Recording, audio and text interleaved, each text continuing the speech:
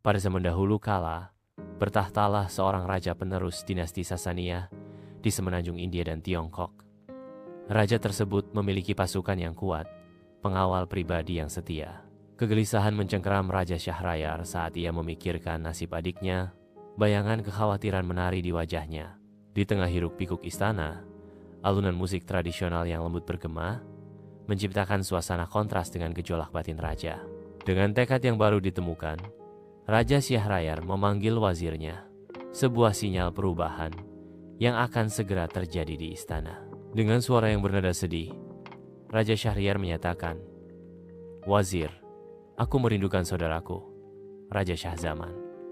Pergilah ke kerajaannya dan sampaikan keinginanku untuk bertemu."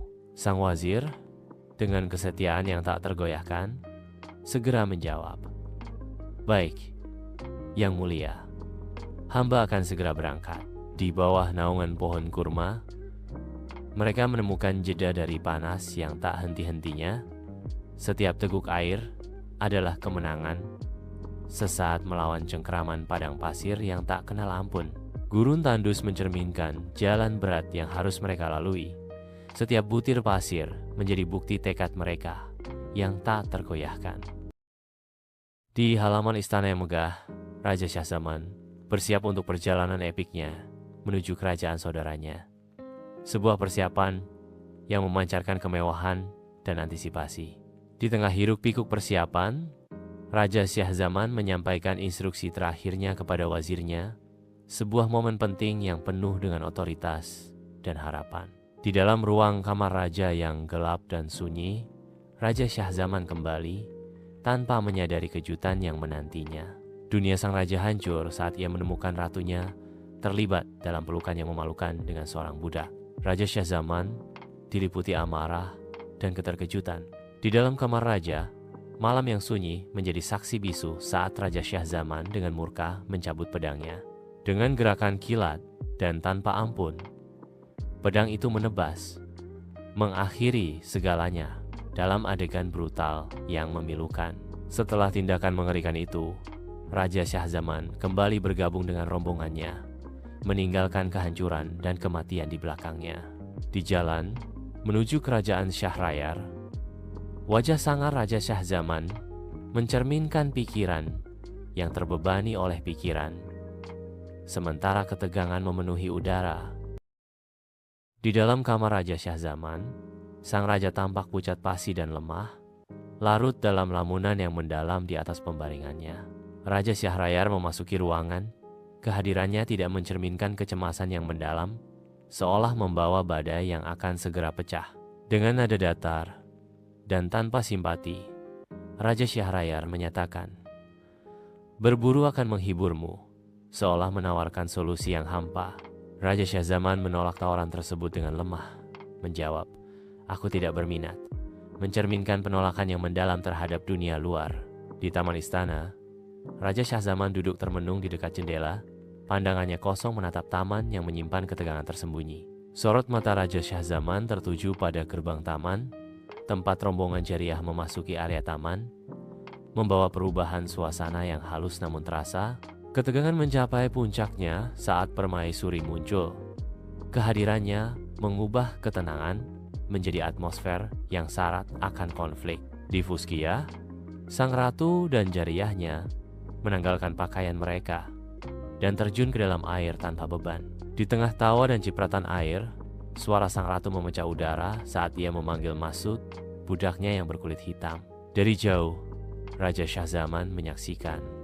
Wajahnya terukir ketidakpercayaan dan kesedihan mendalam saat ia menyaksikan pengkhianatan tersebut. Adegan tersebut terungkap sebagai bukti bisu atas keinginan terlarang, dengan tindakan ratu dan reaksi raja yang menggarisbawahi narasi pengkhianatan. Kemudian berbuat seperti yang dilakukan oleh permaisuri dengan budak hitam bernama Masud itu. Mereka memadu cinta hingga siang hari. Demi Allah, bencana yang menimpaku lebih ringan daripada yang kulihat saat ini. Sungguh, beban kakakku lebih berat dari yang kutanggung. Sejak itu, Raja Shahzaman bisa dengan lahap menyantap makanan dan minuman tanpa beban yang mengganjal di hatinya. Beberapa lama kemudian, Raja Syahrayar kembali dari perjalanan berburu. Ketika bertemu di pintu gerbang istana, Kedua raja kakak beradik tersebut saling memberi salam hormat dan berpelukan. Raja Syahrayar memerhatikan keadaan adiknya. Rona pucat kekuningan tidak lagi mewarnai kulitnya. Wajahnya kembali berwarna putih segar kemerahan, dan ia tampak makan dengan lahap. Padahal, saat baru sampai di istana, adiknya tidak bisa makan dengan lahap, bahkan cenderung makan sedikit. Keheranan Raja Syahrayar terhadap perubahan yang terjadi pada adiknya itu membuatnya bertanya, "Adikku, ketika engkau datang ke istanaku, wajahmu pucat kekuningan. Kini, engkau terlihat segar kembali. Apa yang terjadi padamu selama ini?" "Baiklah, aku akan memberitahukan kepada kakak mengenai perubahan yang terjadi padaku saat aku tiba di sini. Tetapi, mohon maaf, aku tidak dapat memberitahukan sebab-sebab pulihnya keadaanku ini. Yang penting, engkau harus memberitahukan padaku, kenapa wajahmu pucat dan tubuhmu terlihat lemah saat baru sampai di istanaku?" Kakakku yang kuhormati, ketika engkau mengutus wazirmu ke kerajaanku untuk menyampaikan pesanmu yang menginginkan agar aku berkunjung ke kerajaanmu, maka serta-merta saat itu juga aku mempersiapkan segala sesuatu untuk keberangkatanku. Ujar Raja Syahzaman berusaha menjawab pertanyaan kakaknya. Setelah meninggalkan kota raja, beberapa saat aku teringat bahwa harzah yang ingin kuhadiahkan kepada kakak tertinggal di kamar. Aku segera kembali sendirian ke kota raja dan langsung menuju istana.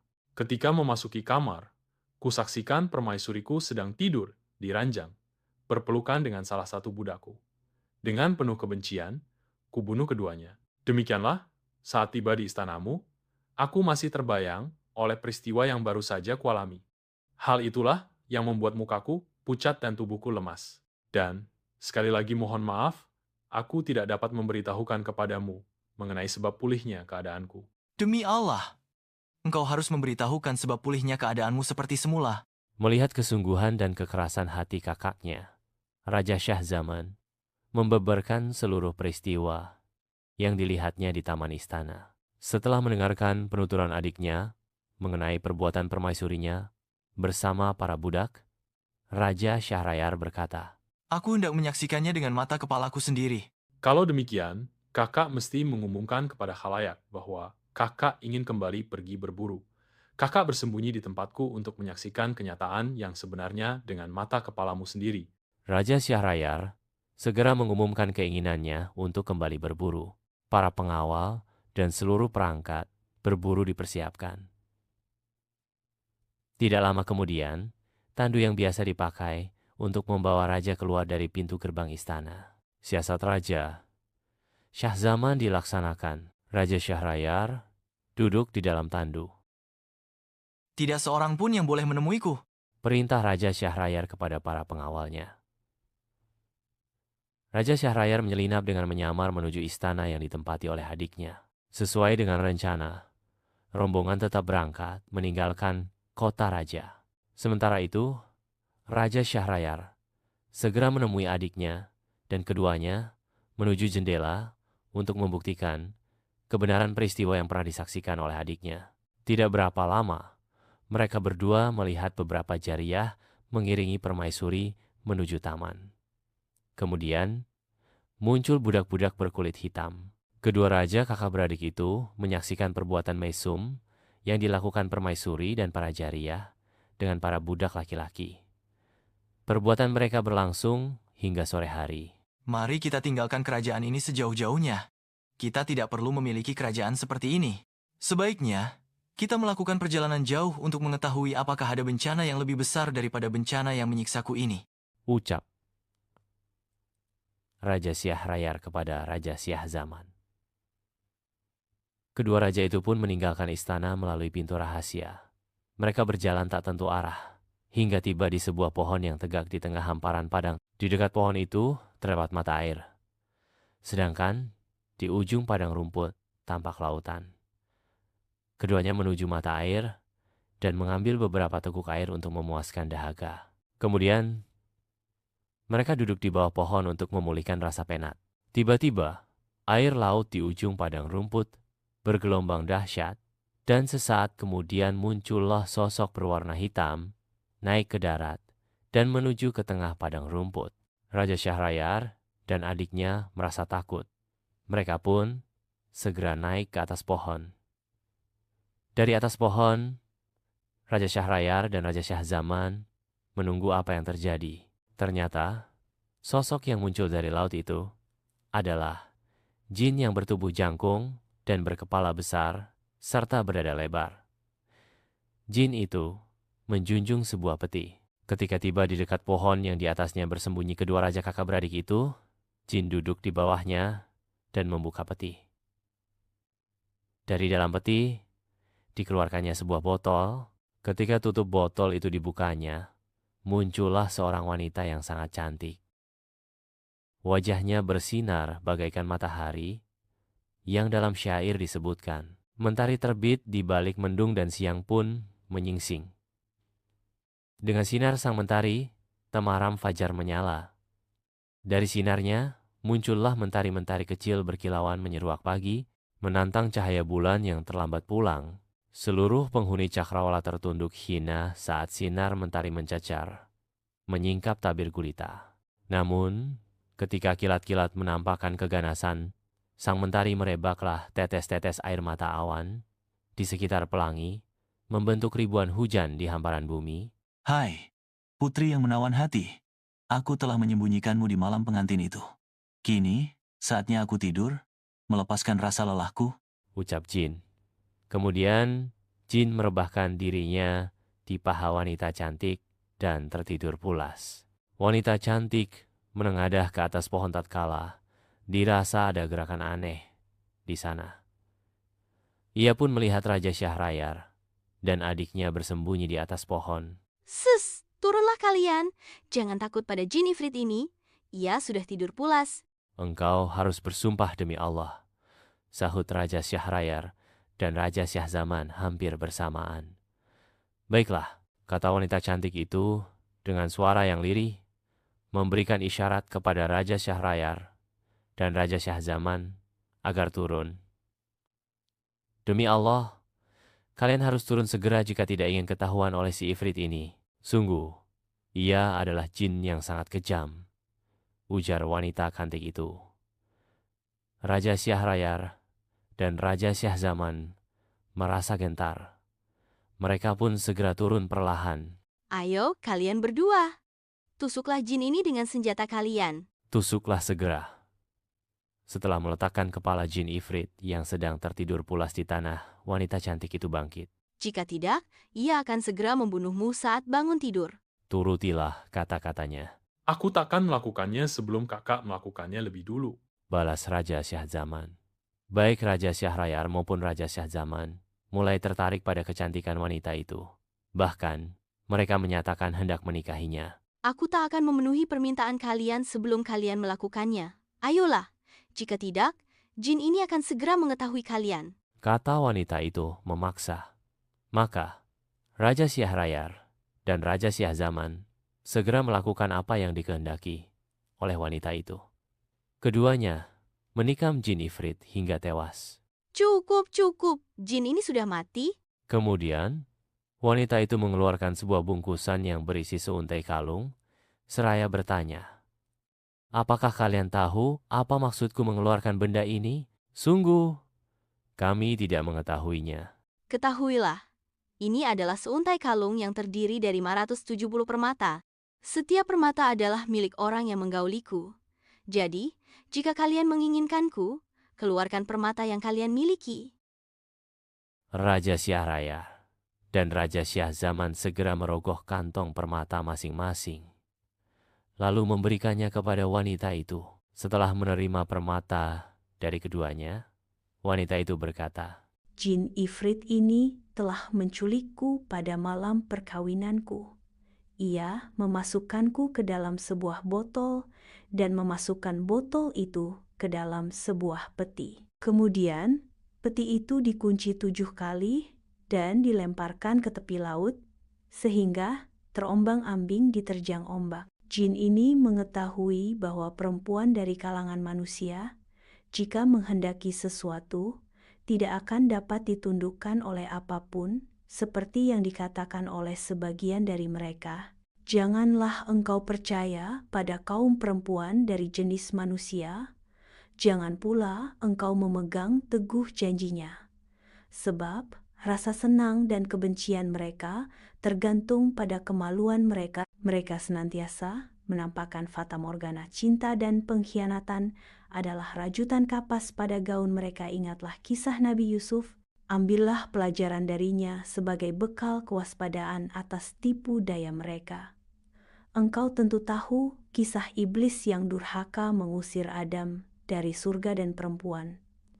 Jadi salah satu sebabnya Raja Syahrayar dan Raja Syahzaman sangat kagum pada ungkapan wanita cantik itu. Jika ini memang benar, benar jin Ifrit dan ia mengalami hal yang lebih sial dari kita berdua, maka peristiwa ini menjadi hiburan bagi kesedihan kita. Kata Raja Syahrayar dan Raja Syahzaman hampir bersamaan. Maka Raja Syahrayar dan Raja Syahzaman memutuskan untuk tidak mengambil wanita cantik itu sebagai istri. Mereka meninggalkan wanita itu bersama jin Ifrit. Pada hari itu juga, mereka menuju kota raja.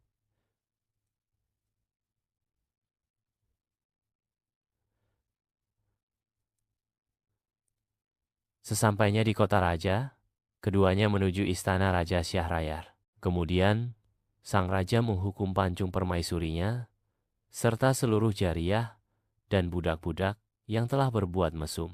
Sementara itu, Raja Syahzaman kembali ke kerajaannya. Ia memerintah tanpa didampingi oleh permaisuri. Sejak itu, Raja Syahrayar memperistri wanita-wanita di kerajaannya sebagai pengganti permaisuri. Namun, para wanita itu tidak dapat bertahan lama menjadi permaisuri. Bahkan, umur mereka tidak sampai lebih dari 1 malam, sebab setiap selesai merenggut keperawanan permaisuri barunya, Raja Syahrayar membunuhnya. Hal ini berlangsung selama 3 tahun. Warga kerajaan menjadi gempar dan beberapa melarikan diri dari kerajaan untuk menyelamatkan putri-putri mereka. Demikianlah, di kota raja tidak tersisa satu perempuan pun yang sanggup hidup lama ketika diperistri dan digauli oleh sang raja pada suatu hari.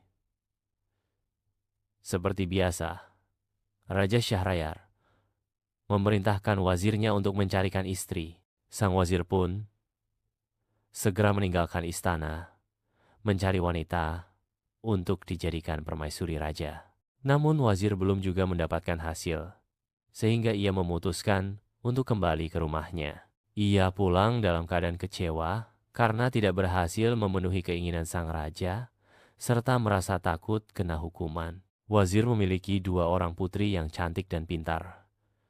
Putri tertua bernama Syahrazad, sedangkan adiknya bernama Dunyazad. Syahrazad adalah gadis yang sangat haus akan ilmu.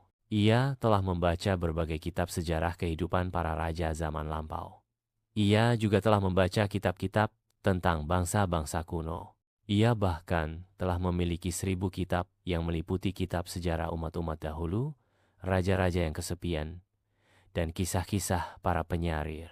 Aku belum pernah menyaksikan keadaan ayah kebingungan seperti saat ini. Ayah seperti sedang menanggung beban kesedihan. Padahal para penyair menyatakan, katakanlah kepada orang yang sedang menanggung beban kesedihan, sesungguhnya beban kesedihan tidak akan berlangsung lama, bagaikan rasa riang dan bahagia yang segera menghilang dari pandangan. Seperti itulah beban kesedihan menghilang dari jiwa. Setelah mendengar ucapan anaknya, sang wazir menceritakan beban pikirannya mengenai peristiwa yang terjadi dengan raja dari awal sampai akhir. Wahai ayahku, demi Allah, kawinkanlah aku dengan raja. Sebab, dengan menjadi permaisurinya, barangkali aku tetap bisa hidup atau menjadi tebusan bagi gadis-gadis lain yang ingin bebas dari kekuasaannya. Demi Allah, janganlah engkau membahayakan dirimu sendiri. Ayah, aku harus menjadi permaisuri raja agar bisa menyelamatkan perempuan-perempuan lain. Aku khawatir engkau akan mengalami kejadian seperti yang dialami oleh keledai dan sapi bersama pemilik ladang. Apakah yang terjadi pada kedua hewan itu, ayah? Tanya Syahrazad. Penasaran, wazir pun bercerita.